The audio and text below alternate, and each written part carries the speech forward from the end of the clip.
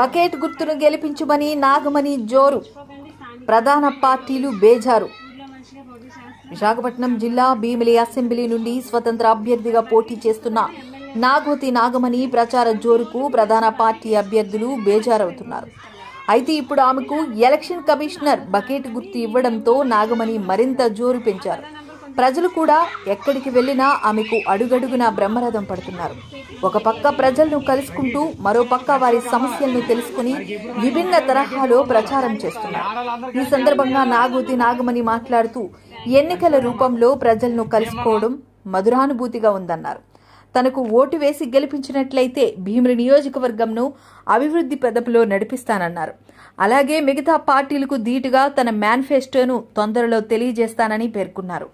ఇకపోతే చాలా మంది యువత ప్రస్తుత రాజకీయాలపై అసహనం వ్యక్తం చేసి ఓటు హక్కును వినియోగించుకోవడానికి కూడా నిరాకరిస్తున్నారని, వారిని సైతం కూడా వ్యక్తిగతంగా కలుసుకుని అవగాహన కల్పించి చైతన్యపరుస్తున్నట్లు తెలిపారు.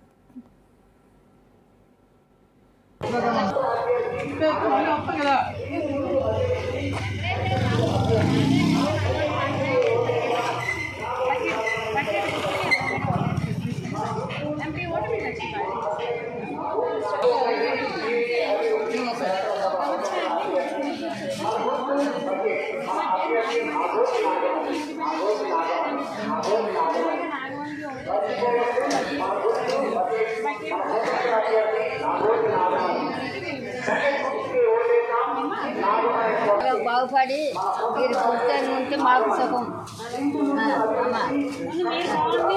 అదే అందరూ కావాలి. మేము మా నిలబడితే మేము నిలబడతాం. అది మంచి మాకేం అలాంటి అభ్యంతరం లేదు. మాకు కావాల్సింది మీరు బాగుంటే మాకు బాగుంది.